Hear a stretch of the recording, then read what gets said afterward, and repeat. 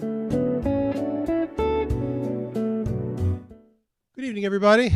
Welcome. We are live from Books and Books right here in Coral Gables, with thanks to the Knight Foundation for their generous support. Just a reminder to our internet audience watching at home, if at any time during tonight's presentation you'd like to get a copy of tonight's book, you can do so by calling the number on your screen below, and we can get a book signed for you and ship it to you for free of charge for the shipping anywhere here in the U.S. For those of you that are here, I ask you to please silence your cell phones, and don't forget to visit our Books and Books website for all the upcoming information about all the events we do here at Books and Books. We do 60 plus events every month, sometimes 4 a night. We have Spanish events, we have kids events, we have poetry readings, first-time authors, and celebrity signings. And when you do visit our site, please give us your email address so we can keep you apprised of everything that goes on here. You won't miss a thing that way. You can also follow us on Facebook and Twitter. And don't forget to visit our newest Books and Books location. We are now in the historic Sears Tower at the Adrian Arch Center downtown. It's a beautiful new bookstore, beautiful cafe, full bar. It's a wonderful place to visit when you're not here. Of course, when you're not here, go there. When you're there, come here. We're very happy tonight to welcome back to the store Nikki Moustaki and her bio, The Bird Market of Paris. But at this time, I'm very honored to introduce our introducers for this evening. I even wore my best blue shirt. To introduce Nikki this evening, we are very honored to have with us two dear friends of Books and Books. Caridad Morrow McCormick is the recipient of the Florida Individual Artist Fellowship for Poetry.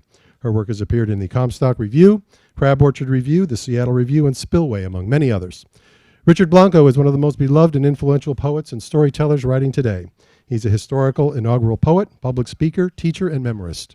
He's appealing to audiences everywhere and inspiring new ways to think and feel about the poetry of our day, making it an accessible, inclusive, and transformative part of our everyday lives. I'm not just saying that because we grew up in the same neighborhood. Please welcome Caridad Morrow and Richard Blanco.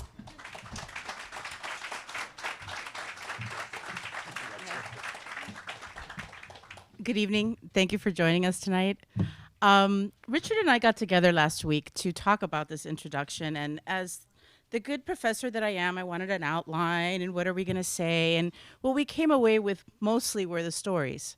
Stories about Nikki, stories of how we met her, how she's influenced us, both in the way we view the world and creatively. And I think what we're going to do is share a little bit of those stories with you now. Nikki and I met when we were both college freshmen at Miami-Dade College, and I can attest to the fact that she did, in fact, wear a bird in her hair to class. And when she drove in my car, it always made me a little nervous. I wasn't sure how Bonk was going to react in the car, but it always went well. Aside from that, when reading the novel, or the memoir rather, I was very moved and touched by all the things that I remembered. Making pita bread with her Nona in the kitchen and in the Miami Beach apartment. Being at the benefit of Poppy, her beloved grandfather, and his singular gaze. How he would speak to you and you'd feel like you were the only person in the room, even if you were just an 18-year-old girl whose knowledge of the world didn't stem much past South Miami. And also the connected way that her spirit was to me a way of flying away from what I knew, the tiny world that I thought was a universe, the largesse of her family who introduced me to things like moussaka and homemade aioli, and Nikki's indomitable spirit, the way that nothing ever stopped her, and the way that spirit propelled me to be a better person, a bigger person. And I think that spirit is so aptly covered and captured in this wonderful book. How about you, Richard? Oh, sure. Tag team here. Indeed, I think I could write my own memoir about my life with Nikki, and I think we've joked about it being called something like "Running with Mangoes" or something like that. But there are so many anecdotes and so many stories that it actually is one of the hardest introductions I've ever had to write because it's like where do you start? But part of our sort of thing has always been. See, I met Nikki later in life. Later, I guess I was in my 20s, and Carrie met earlier. So we both have sort of different sort of parts of Nikki's lives to comment about. But for me, it was always the road trips up and down from New York City and to Indiana and New York City, Miami, Indiana, New York City, or something like that, which at any given time, Nikki's arc had about 6 birds and about 4 dogs, and we all know how that goes. But immeasurable, wonderful moments in my life. Anais noted that writers taste life twice, once in the moment and then in retrospect. But with Nikki, you taste life the first time. You don't have to. You don't have to go back. She has an incredible ability to devour life in its entirety, and it's this weird thing because I think we always feel like there's one of the questions that other writers always ask, or students ask, who's your mentor, who's your inspiration, and we always look towards just writers. But when you have a friendship and a writer in the same, it's like 2 for 1, and it's always been amazing. And I can't separate my life as a writer and how Nikki has influenced my life as a writer from Nikki and my friendship with her. She has indirectly. I wouldn't be the writer or the person I am today if it wasn't for all the great things she taught me, how to tell a really great story, how to pay attention to the world, how to just that zest for life that Nikki has. It's incomparable. And besides that, just on a sort of more nuts and bolts, she's one of the few people I trust with my poetry. And I don't know if I've ever said this openly or publicly, but Nikki was tremendously helpful and important in the writing of the inaugural poem till 3 or 4 in the morning, us workshopping the poem. And at that stage, under that pressure, it was what I needed wasn't just a writer, it was a friend.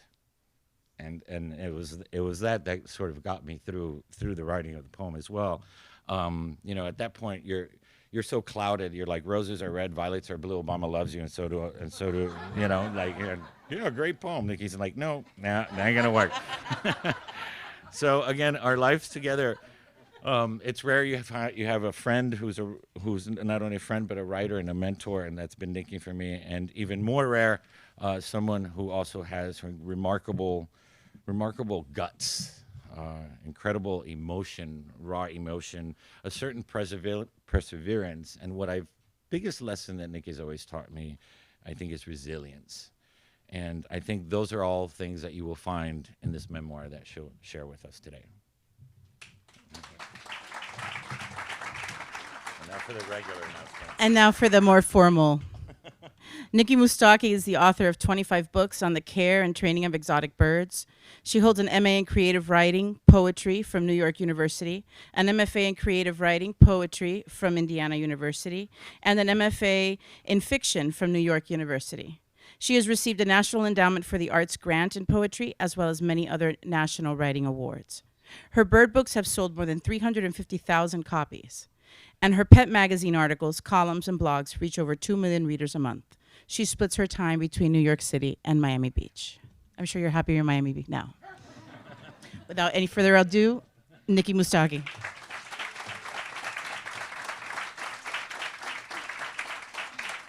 Oh my gosh.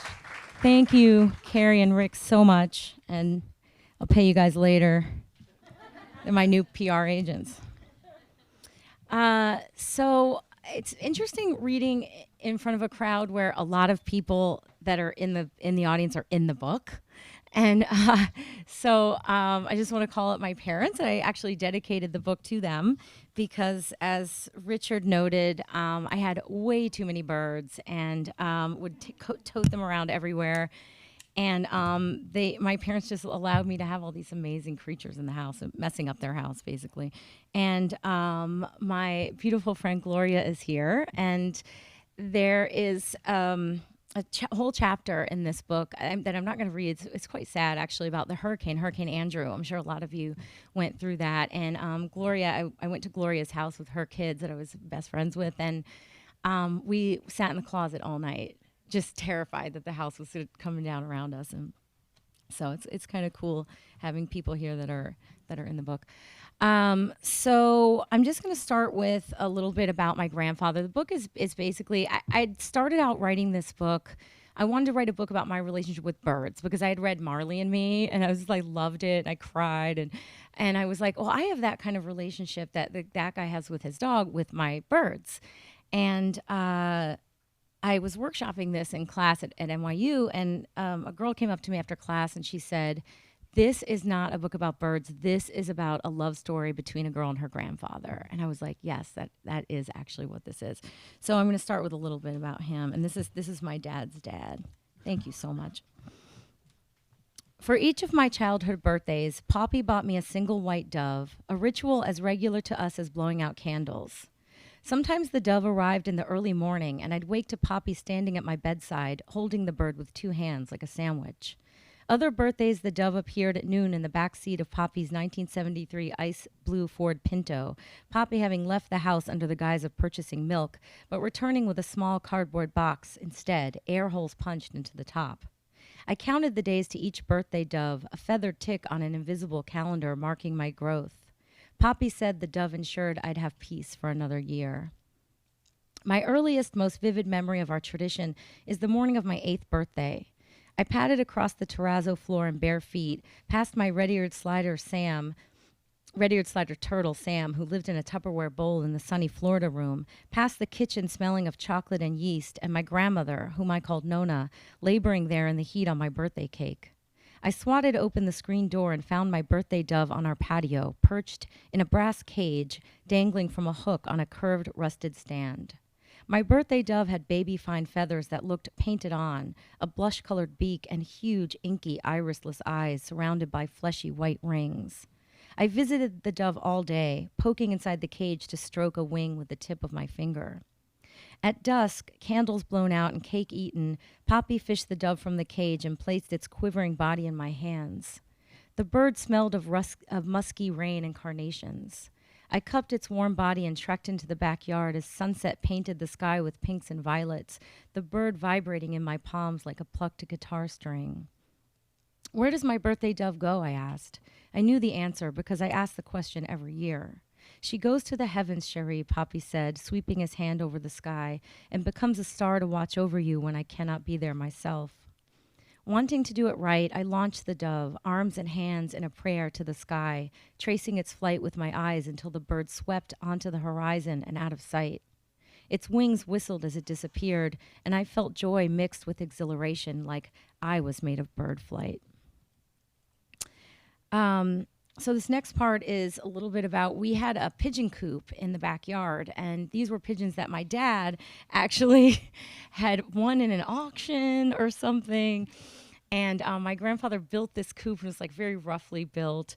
And the pigeons were really cool, and I would go out there every morning, and my grandfather would feed them leftovers and turn on the hose, and they would bathe in the water, and it was really cool. And so this is a little bit about something that happened one morning.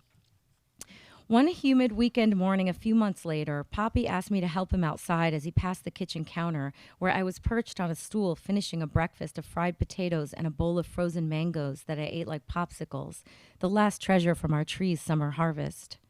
Please put on shoes, Cherie. I will eat your toes if I see them. Poppy disapproved of my perpetual barefootedness. He was full of stories about rusty nails, gangrene, and amputations.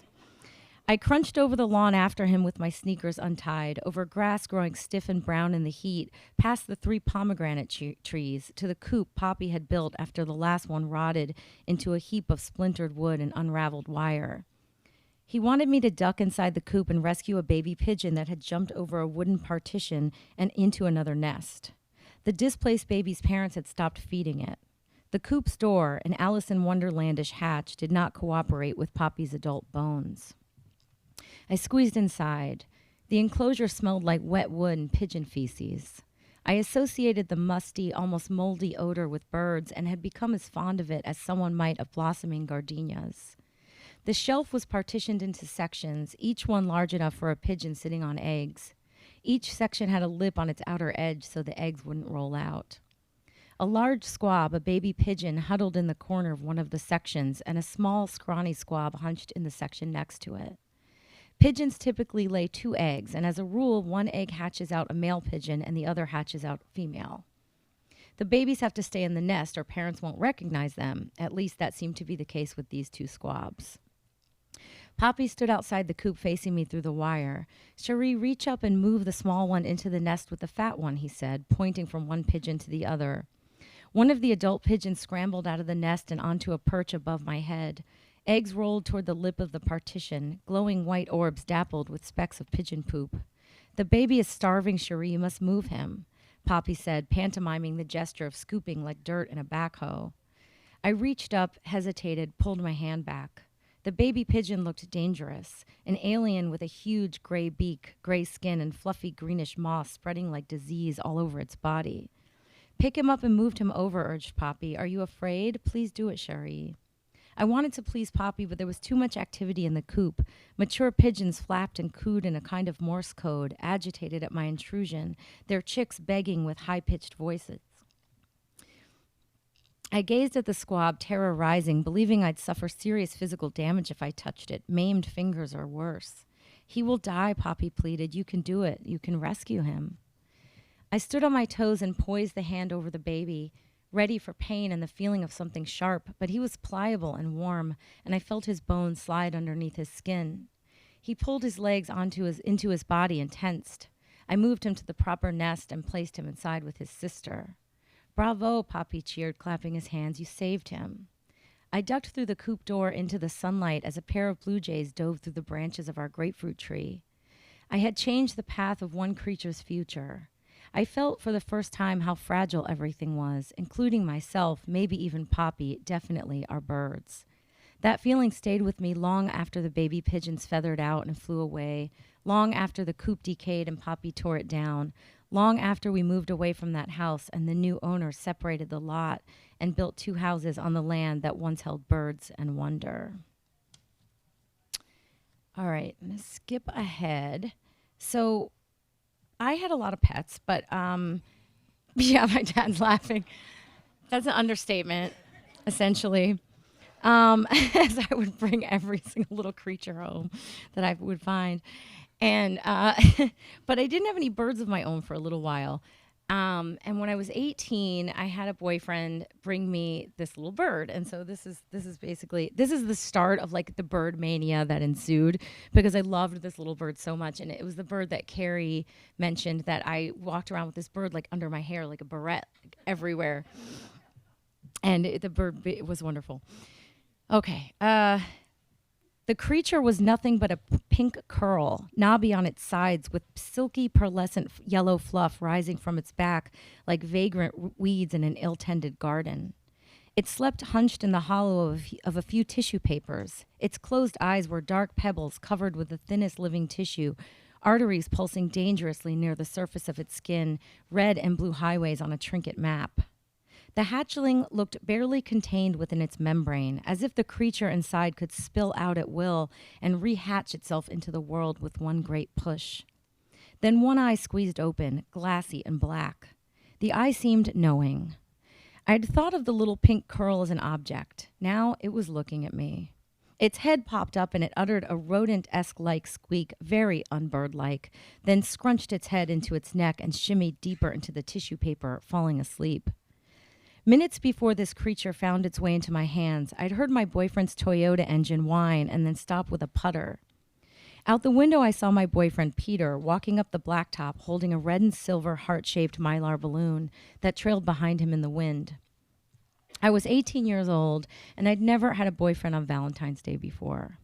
Peter, a student at Miami-Dade Community College, where we both attended classes, had made dinner reservations for that night, but then called and asked to drop by a few hours earlier on his way home from work at the pet shop to give me something. Of course, my boyfriend worked at the pet shop. That's where I met the guy. In the hand not toting the end of the balloon string, he held a white coffee mug encircled with a pattern of red hearts. He thrust the mug at me in the open doorway. "Happy Valentine's Day," he said. I reached for the mug with both hands as if he were handing me the Holy Grail and peered into it. It definitely wasn't jewelry. "It's a baby lovebird." Peter followed me inside. He let go of the balloon and it floated to the ceiling. "For Valentine's Day." "I can see that."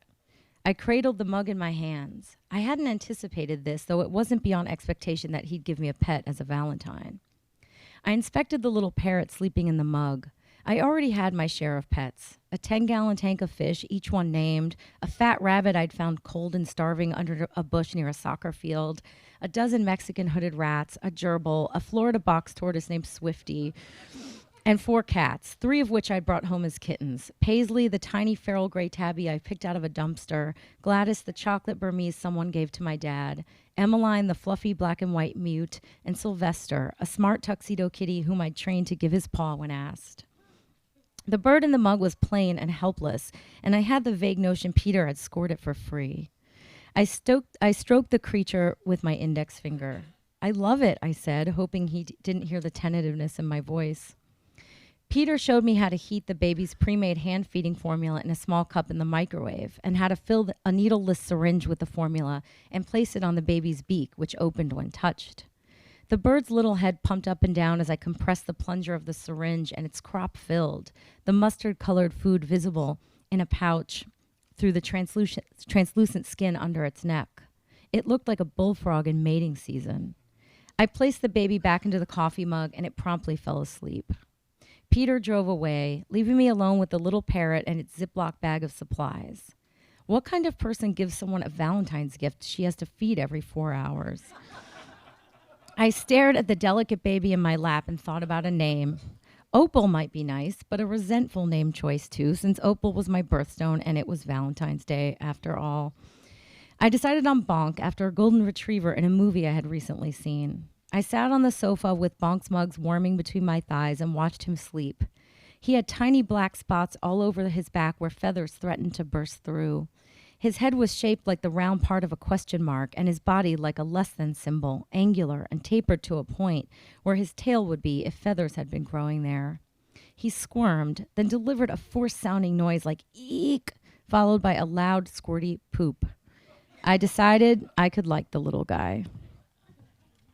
So Bonk was like my constant companion.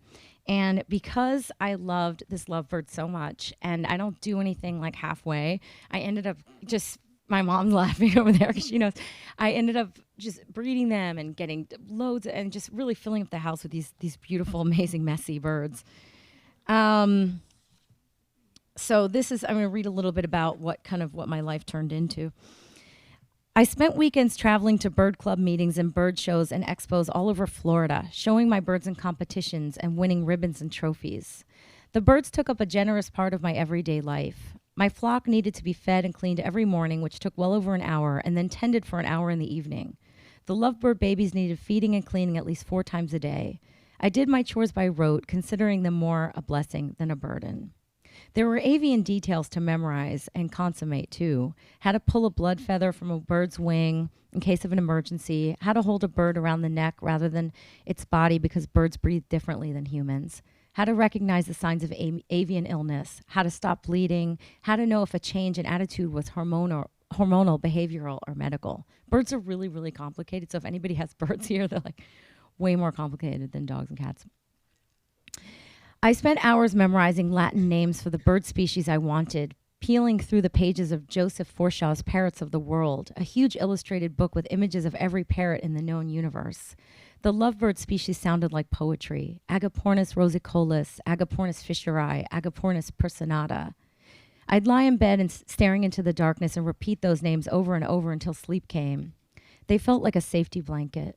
My peers in college participated in activities that created opportunities to socialize with associates and colleagues later in life. Tennis, skiing, sailing, chess. I played with birds. You need to find a man, said Dr. Zylozinski, my avian veterinarian, admonished every time I saw her, which was often as my flock grew.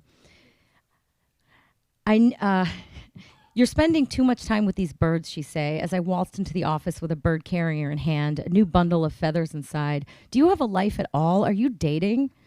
Dr. Z had been recently married and was newly evangelistic about the value of a social life.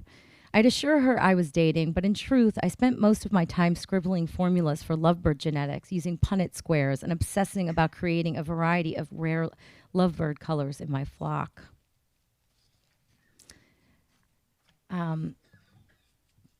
New colors and patterns called mutations appear every year and become the color du jour that breeders want in their flock. Birds with new colors cost upwards of $400 to $600, funds I didn't have. I produced genetic maps to create new mutations within my flock, and it could take me 5 generations to develop a color I wanted. The whole enterprise felt important and exhilarating. Each egg represented a life that hadn't been there before I put the process in motion. It was an ego-driven venture for sure, but I learned about life and love from those birds. Their world was like the human world on a smaller scale. The mothers defended their babies fiercely, and the fathers defended the mothers. Sometimes the mothers and fathers mauled the babies or each other, and there was no way to tell in advance which couple would be doting and which would be deadly. They guarded toys jealously and had frequent infidelities in the large outside aviaries, but the gesture of bonding between pairs resembled love, protecting each other from interlopers, cuddling and preening, and offering gifts such as a spinach leaf or a palm frond. Always the birds tried to escape their cages. They became ingenious at escaping. One little green male, Chicky, slipped his cage several times by lifting the cage front door and squeezing out of the small space. Or perhaps he had his mate, Holly, hold the door up as he unfettered himself from his prison. Once at large in the bird room, he'd fly from cage to cage and release as many other birds as he could.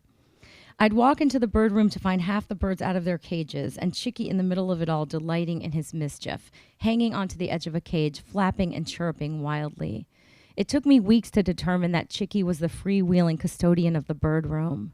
One day I snuck in to find him in the middle of a jailbreak. Birds are optimists. When I locked my birds in their cages, they didn't resign themselves to captivity. They didn't fade into a depression so deep that the sky felt like a stranger. Even flightless birds know there's a place for them beyond the chicken wire. It's the birthright birds want more than food, more than love, to escape from the cage, to soar, to fly, to see the earth from the appropriate perspective above. That's why I don't have birds now, currently, actually. All right, so I'm skipping ahead. My dad's still laughing. It was a lot of birds, just so you can ask them. You can ask them afterwards. So skipping way ahead, actually. So basically what happens is that I have all these birds and the hurricane comes, and the hurricane is kind of like a very pinnacle moment in this story. As I went to Gloria's house, and it wasn't very far, but I had so many birds that I was only able to take like 10 birds with me, and I left another 60 birds there. And unfortunately, as you know, with the hurricane, it did a lot of damage, and we were on the water, and all but, I think it was 60 birds, I think all but 9, or all but like 14 drowned in the storm surge. And it was very, very sad for me because these were birds I had like hand fed, and they were some of Bonk's babies. So when you read the book, you'll see. So I'd kind of been a drinker prior to that, but it was like college, everybody's drinking and having fun. But after the hurricane, I felt so much grief and so much like pain over these birds that I started drinking more and more and more. And eventually, as you know, if you start drinking a lot, and then you end up not being able to stop. So that's kind of the path that I took. And I was able to fortunately meet a guy who had a bird. And that's how I met him, and he was sober, and I got sober because of him, because he introduced me to the life of sobriety, which I still embrace today. I think it's been about 14 years. So thank you so much. So I don't know if any of you are sober, sober people or alcoholics or whatever, but we tend to have this like magical thinking that happens. I don't know, it's like really typical. Where we put together like things that don't kind of go together. So anyway, I had this idea that if I went to Paris, so the book is called The Bird Market of Paris because my grandfather Poppy would always tell me about this bird market, that it was so beautiful, and I had to go there because he knew I love birds, and he knew that if I went there, I would see these beautiful birds that I couldn't see anywhere else. And he passed away, and I said to myself, I've got to get to this bird market, because if I get to the bird market, I'm going to buy a dove or a pigeon the same way we would release a pigeon on my birthday, and I'm going to buy this dove or pigeon, and I'm going to release it into Paris, and that is somehow magically going to release like all this grief and like remorse and stuff that I have. But I really thought, I committed to this idea. I was like, this is going to work. So I got to Paris. I flew to Paris. I actually relapsed on the plane. Like, that's how I got 10 minutes. The minute the lady with the cart came with the alcohol, I was like, I'll take one of those. So I kind of had this very confusing time in Paris. And my last drink was in Paris. And so I got to Paris, and it should have been easy to go to the bird market and buy a pigeon and just make this happen, and it wasn't. So because I was kind of like muddled, but that's all in there. But so this is a point where I'm in Paris, and I gave up on the idea. I was like, they're not going to sell me a bird. This is all a misadventure, and I'm never going to get rid of these horrible feelings. And I'm just going to be a tourist and run around and see stuff. So this is a little bit of that. I didn't like the idea of wandering through the red light district by myself, but it was the middle of the day, and I hoped my map of the city would distinguish me as a tourist, not a lady of the night or the afternoon. I was paranoid at the time. I wanted to see the Moulin Rouge. After 2 metro changes and 1 block walk up Place Blanche in the searing heat, there stood the windmill of the Moulin Rouge. It was smaller than I had imagined. The vanes on the windmill were still. The meager breeze couldn't break the heat enough to evaporate sweat, much less power a windmill. Below the sign, green plastic netting wrapped around a horizontal pole spanning the width of the windmill. This kind of netting, along with pigeon spikes and plaster owls, was placed all over the city so birds didn't perch or nest where they weren't wanted. As I studied the windmill, something moved in the netting at the far left, at least 20 feet over my head. A pigeon hung there, caught by 1 foot in the plastic webbing. I walked closer. It hung downward in a perpetual headlong free fall, wings spread out like an upside-down Jesus. He struggled to free himself, flapping wildly and resting again. He panted in the heat, and if he didn't free himself soon, he would die of exhaustion or dehydration. Passers-by bustled around me on the sidewalk. Had I been in New York, I could have found help, but I didn't speak French well enough to start such a conversation with anyone, and I had no idea if Paris even cared enough to have a paid official on pigeon detail. Do you speak English? I asked an older gentleman who looked American. He shook his head. I stopped a young German couple whom I heard speaking English, but when I pointed to the bird, they kept walking. I walked into the dark and cool Moulin Rouge. On either side of the long, plush red hallway, posters of semi-nude showgirls in glitzy costumes with grand feathered hats hung as advertisements for the show. I approached a young, pretty blonde woman behind a wooden podium, and she smiled. "There's a bird outside with a problem," I said, pointing toward daylight down the dark corridor. "Let me show you." "Ah, you want to see the show," she said. "No, there's a bird in trouble. I need help. Come look." I gestured for her to follow me. She didn't move. "I do not understand," she said. "You want a ticket for the show tonight?" "No, listen," I said, searching for the right words. "Outside, there's a oiseau mâle. Oiseau mâle." I gestured like a bird flapping its wings and continued pointing outside. She shook her head and squinted at me. All I had managed to say was "bad bird." I turned away, cursing myself for resisting Nona and Poppy when they tried to teach me to speak French. The bird was a typical rock dove of the order Columbiform, a city pigeon with a 2-bar pattern on his wings and a white pied markings on his dark face and neck. This one was a big male, his breast shining with iridescent purples and blues, his belly and mantle light gray. To the left, under the trapped bird, was a dirty white door, which I assumed led to the backstage area of the Moulin Rouge. To the side of the door was an intercom. I knocked at the door. Nothing. I pressed the intercom once, twice, 3 times. A crackling voice spoke. "Oui? Can someone come here?" I said. "Oiseau mâle." A male voice punctuated the static, something in French I didn't understand. "Oiseau mâle," I yelled into the intercom. Nothing. I buzzed the intercom again. "I'm so sorry, little one," I thought, staring at the helpless bird. "I'm trying to save you." "Oiseau mâle ici," I yelled into the intercom again, remembering the French word for here. The door cracked open and a dark-haired Frenchman appeared. He looked about 25 years old, a little mussed up, kind of sexy. His white shirt was dirty as well as were his well-worn jeans, but his face was fresh and ruddy, and he had an intense alertness in his dark eyes.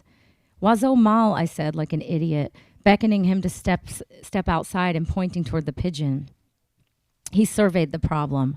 "Ah," he said, finger pointing to the pigeon, "I will make the rescue." He walked inside and shut the door. The bird continued to struggle in the heat. As the minutes passed, a small crowd gathered, murmuring in French. The young man emerged from the door carrying a tall wooden ladder, which he rested on the wall beneath the pigeon. He slipped on work gloves and climbed the ladder to the top. As he reached the pigeon, he pulled a large pair of shears from his back pocket. I bolted to the ladder and rattled it. "No," I yelled, "don't cut his foot off." No, the guy said, waving a hand behind him. He had turned back to the bird, but I wasn't sure he had understood.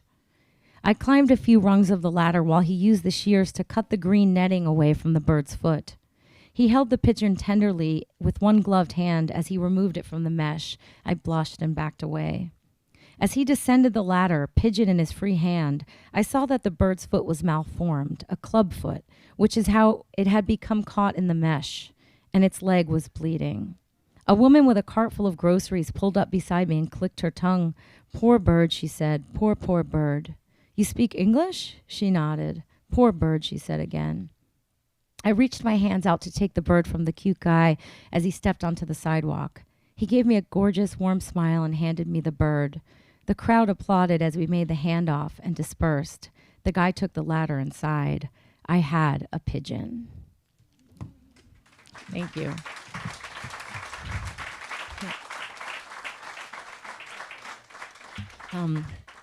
I'll take any questions if there are any. Mm-hmm. I'll take a comment. Okay. If it's good. As I've already told you, I knew your grandparents and your father when they first came here in 1959, wasn't it? You were 16, I remember, because you were my brother's age. And my father helped them get started because the people who sponsored them to come over ignored them after that. And then, to repay my family, your grandfather made my mother the most exquisite gown that she wore to a John F. Kennedy fundraiser at the Fountainville. And it was amazing. It was absolutely amazing. And not only that, but he gave her, in the beginning, he gave her this, he said it was a blouse. And before she put it on, remember it? It looked like old lady's underwear. It was black. And then when he helped her put it on, it was the most exotic, gorgeous thing you ever saw. It was amazing. We had never seen anything like it. So for those of you who don't know, and I probably should have said something. So my grandfather, who's in the book, he was he made dresses, like very fancy, beautiful dresses for society people. And he used to make me miniature versions of the dresses with a lot of elastic because I had no curves. I was like, 6 and 7. And he would send me out on the runway, on the catwalk before the models with a little basket with, flowers in it or something. It was really cute. Yeah, that's a great story. I love hearing, I don't know so many people anymore that knew my grandfather. So it's so nice when I get to meet somebody. Thank you. Anybody else? Did your grandfather live in Paris? Was there a time that he lived there? Or you just Yes. Oh, yes. So I left that out too. So they had my family's Greek-ish, right? Greek-ish, and everybody's. So they had been living in Egypt, and then in 1952 they got basically all the Europeans got thrown out of Egypt. 1956. In 1956. So they went to Paris for a couple of years, and my dad went to school in Paris. And yeah, so my grandfather just loved Paris. And it was like, to him, it was this magical, amazing place. And especially, the way we connected a lot was through the birds. And so he knew I would love this bird market of Paris, And when I did finally get there, it was really magical. Yeah, it's really a special place, yeah. Anybody else? I just want to tell you, Nikki, I've watched you grow up, and you are beautiful. I'm so proud of you. Thank you so much. Thank you so much. I'll take more comments about how awesome I am. So any comments about how awesome I am would be great. Did you ever get the special color from the lovebird? Oh, yes. I would make these tremendous colors from these lovebirds. So, and it still happens today. So mutations that are natural in nature. So a mutation will pop up this really spectacular color. And I would figure out it was like genetic mapping. But by the time I figured it out, it would be like a $40 bird instead of like a $400 bird. But I didn't care because I just really wanted that color. And sometimes they were colors that people, like I remember my parents really liked the really brightly colored birds. And I would try to make this bird that was like a dark brown or something. And they would be like, why are you making that? I'm like, because it's cool, you know, because I could figure out how to do it. I'm living like in Kings Bay area. 500,000 parrots. They chirp all day long. Oh, maybe. So we were living in Kings Bay, and Gloria's moved back to Kings Bay, and it's possible that some of those birds actually got away. And oh, that would be nice. That would be nice. That's cool. Anybody else? I'm just curious because I didn't know what your book was about, and a friend called me and she couldn't come and I could. So about birds, you write a column and you're still involved a lot in birdology? Or? I've written about 35 books on birds because I became so intensely knowledgeable about these birds, and I guess knowledge plus ability to write equals, you know, people will hire you to write books about things. So I wrote a lot of books, and I wrote for Bird Talk for a long time every month, and Bird Talk has since gone down, but they still have a website, and I write for them. And I don't currently have birds now because I feel kind of, I don't know, it's sad to keep them in cages, even though I kept them for so long in cages, and I feel like now it's maybe not something I want to do anymore. But yeah, I'm still involved with the bird community. And I volunteer when I live in New York. I volunteer at the Wild Bird Fund, which is a lovely organization. So I was thinking about volunteering down here as well, maybe at the Pelican Rescue. Mm-hmm. I love looking at the bird. I don't know enough about it. And birding, the question is, do I enjoy birding? Birding is the largest hobby in the world. And it's the hobby that is most money is spent on in the world, which I find is amazing because so many people are in it and people travel everywhere. And there's like special binoculars and clothes and things. And I would love to do that. I don't know enough about it, but I definitely would love to do it. Central Park is a great place for birding. Yeah, down here is an amazing place for birding. We have a lot of exotic birds here that aren't supposed to be here, and it's kind of cool when you see them. So, anybody else? Mm-hmm. How was your life when you came back from Paris? I had my last drink in Paris, which is cool, and then I haven't, I don't want to drink anymore, but early on there were occasional times where I'd be like, I want to drink for whatever reason. And my sponsor would say, if you drink, you will not be able to say you had your last drink in Paris. And that's cool. And I was like, that is cool. I don't want to mess this up, I'll have to go over there again and start a whole thing. But I actually did go. I did go for another. So now I spent a summer there in 2008. That was 2001. 2008, I spent another summer there. And it was such a different summer because I was sober. I'd been sober, 7 years. And it was an amazing summer. And I took my dog that time. So that was really fun. Anybody else? Somebody? Writing. How did I get involved with writing? I had an aptitude for it. I guess I think it starts with that. And then I took some poetry classes. When I'd graduated at FIU, I didn't know what to do with myself. I graduated with like an English degree and a minor in philosophy, and where they weren't like banging down my door for jobs. So I just kept taking classes, and I ended up taking these poetry classes at FIU. And I realized wow, I really like this, and that's where I met Richard Blanco, was in a poetry class. And I loved it. And then I started taking prose classes. And writing really is a craft that you can learn, and I learned it, and I thought it's fun. And it's painful, but it's fun too. Mm-hmm. I've heard that stopping drinking is very, very, very difficult. How did you do it? I met a guy. There was a guy. Okay, so I definitely was drinking all the time. Then I started drinking in the morning, and it was like that. There's an issue when you're drinking in the morning. And I met a guy on the streets of New York, and I think I was coming from the liquor store, and he had a parrot on his shoulder, and it was the same kind of parrot that I had, and it was like a rare African parrot. And I kind of stopped the guy, and I was like, I have that parrot, and I said, come over and see this parrot. So we're like, wow, we both have this rare African parrot. And he came up by the next day and he knocked on my window. I was on the first floor, and I was literally like halfway down into a bottle of cream sherry at like 2 p.m. on a Saturday. And the guy walks in, and he had been sober like 13 years. So he immediately, and I'm trying to pour them drinks, and he was like, no.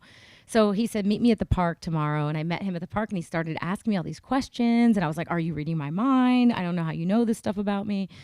And he said, I have this like cool club, where I go and we talk about alcohol. And I was like, that's so special for you. I don't want to go there.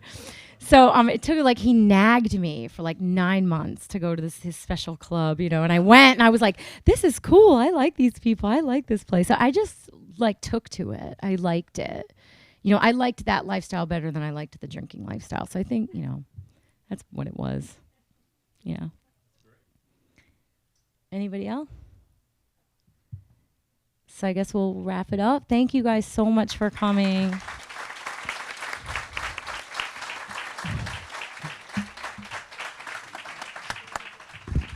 Come on, we can do better than that. One more time, huh? Thank you. Thank you. Thanks, Nikki. Thanks to Richard. Thanks to Caddy Dot for those wonderful introductions. I really appreciate that. For those of you who are watching online, there's still time to give us a call at the store. We have all of the authors' books here this evening.